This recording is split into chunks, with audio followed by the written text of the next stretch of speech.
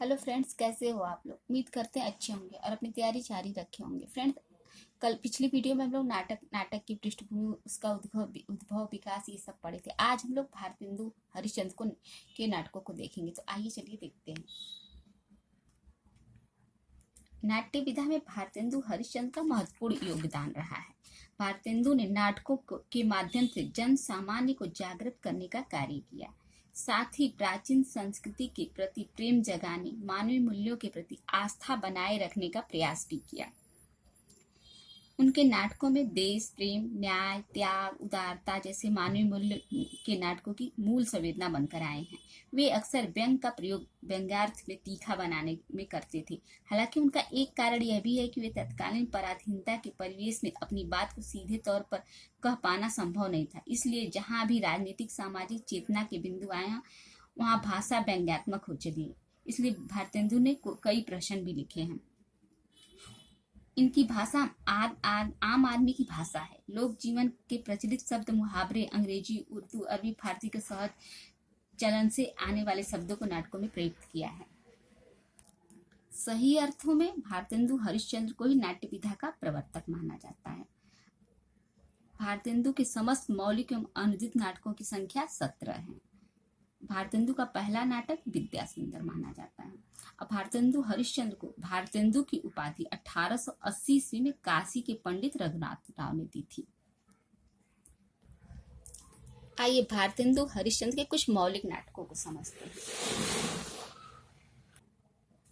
आइए भारतेंदु हरिश्चंद्र के मौलिक नाटकों को कुछ देखते हैं। वैदिक हिंसा हिंसा न भवति। वैदिक हिंसा हिंसा न भवति, इसका समय क्या है? 1873 ईस्वी। सन याद रखिएगा क्योंकि सन भी पेपर में पूछ देता है। तो सन 1873 ईस्वी। इसमें सामाजिक धार्मिक विसंगतियों पर व्यंग किया गया है। वैदिक धर्मानुयायियों का पाखंडन का इसमें चित्रण है। ये क्या है? ये प्रहसन है। अब प्रहसन क्या होता है, इसको थोड़ा सा जानते हैं। आइए प्रहसन, भाड़ इत्यादि को थोड़ा समझ लेते हैं। दृश्य काव्य के एक भेद का नाम नाटक है और दृश्य काव्य के मुख्य 2 विभाग हैं, रूपक और उपरूपक। रूपक के 10 भेद होते हैं, जिसमें रूपक, नाटक, प्रकरण, भाड़, व्यायोग, समवाकार आदि आता है। जब साहित्य दर्पण के हम लोग नाटक के लक्षण भेद आदि पढ़ेंगे तो इसको अच्छे से पढ़ेंगे। अभी बस इतना समझ लेते हैं। विशस्य विस्मौस्थम। विशस्य विस्मौस्थम का समय है 1876 ईस्वी। 1876 ईस्वी का समय है। इसमें बदौड़ा के गायकवाड़ की गद्दी से उतारे जाने तथा सयाजीराव के उनके स्थान पर बिठाए जाने की घटना पर यह आधारित है। और ये क्या है? ये भाड़ है। प्रेम जोगनी। प्रेम जोगनी का समय है 1875 ईस्वी। ये नाटिका है। इसमें काशी के धर्मांड पर का छाया चित्र है। काशी में होने वाले पाखंडों व आडंबरों का सूक्ष्म चित्रण है। चंद्रावली। चंद्रावली का समय है 1876 ईस्वी। यह भी नाटिका है। इसमें वैष्णव भक्ति और प्रेम तत्व का चित्रण था। इसमें कृष्ण प्रेम का अद्भुत वर्णन है। भारत दुर्दशा। भारत दुर्दशा का समय 1880 ईस्वी। भारतवर्ष के तत्कालीन परिस्थितियों का चित्रण व अंग्रेजी राज्य की अप्रत्यक्ष निंदा है। ये लास्य रूपक है।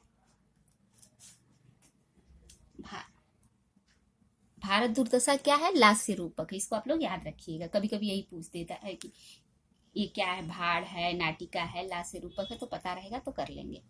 नील देवी। नील देवी का समय है 1881 ईस्वी। ये गीति रूपक है। क्या है? गीति रूपक है।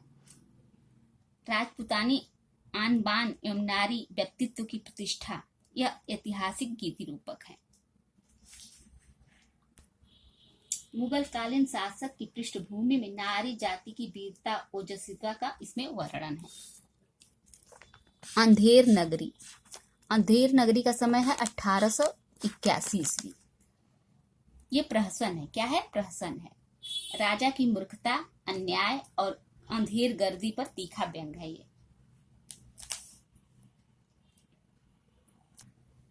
तत्कालीन समय की सत्ता की विसंगतियों, मूर्खताओं और उससे उत्पन्न परिस्थितियों का व्यंग्यात्मक इसमें चित्रण है। अंधेर नगरी में सती प्रताप। सती प्रताप का समय 1883 ईस्वी। सती प्रताप पौराणिक नाटक है। ये सावित्री सत्यवान के पौराणिक आख्यान पर आधारित है। ये भी जान लीजिए सती प्रताप भारतेंदु का अधूरा नाटक है जिसे राधा कृष्ण दास ने पूरा किया था। सती प्रताप सावित्री सत्यवान के महत्वपूर्ण जीवन पर आधारित है, इसको आप लोग याद रखिएगा।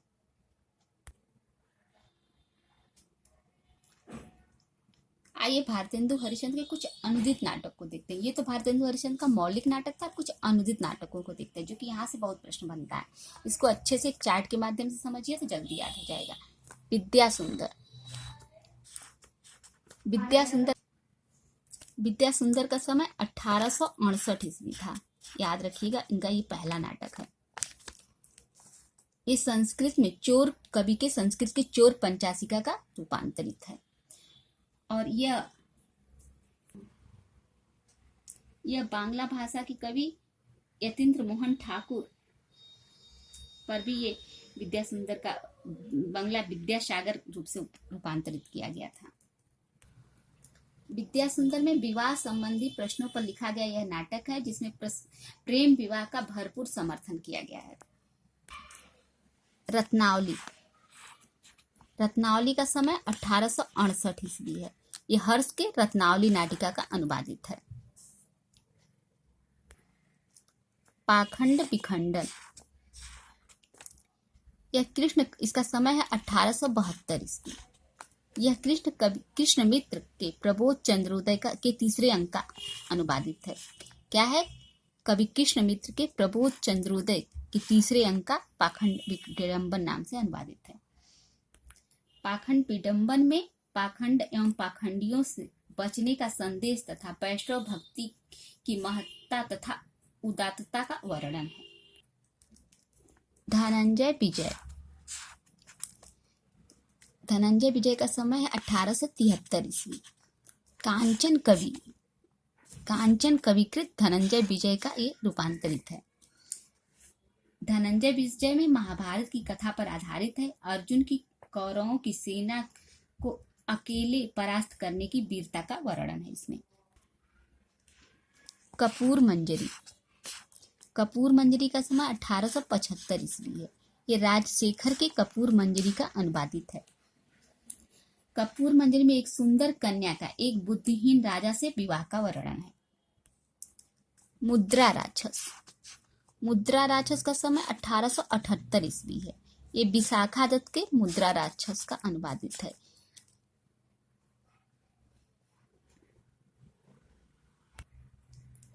मुद्रा राक्षस में चाणक्य की राजनीति, प्रौढ़ता तथा उसके सूक्ष्म ज्ञान का चित्रण है। दुर्लभ बंधु। उनका सबसे महत्वपूर्ण नाटक दुर्लभ बंधु ही है। इसको पेपर में बहुत पूछता है। इसका समय 1880 ईस्वी है। ये शेक्सपियर के मर्चेंट ऑफ वेनिस का रूपांतरण है।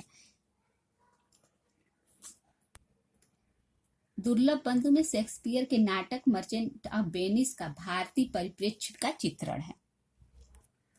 सत्य हरिश्चंद्र। सत्य हरिश्चंद्र का समय 1875 ईस्वी। ये क्षेमेश्वर के चंड कौशिक का रूपांतरण है। सत्य हरिश्चंद्र में सत्यवादी राजा हरिश्चंद्र की सत्य के प्रति निष्ठा का वर्णन है। दुर्लभ बंधु नाटक को वंशपुर का महाजन नाम से भी जाना जाता है। इसको भी याद रखिएगा कि दुर्लभ बंधु नाटक को वंशपुर का महाजन नाम से जाना जाता है। भारत जननी। भारत जननी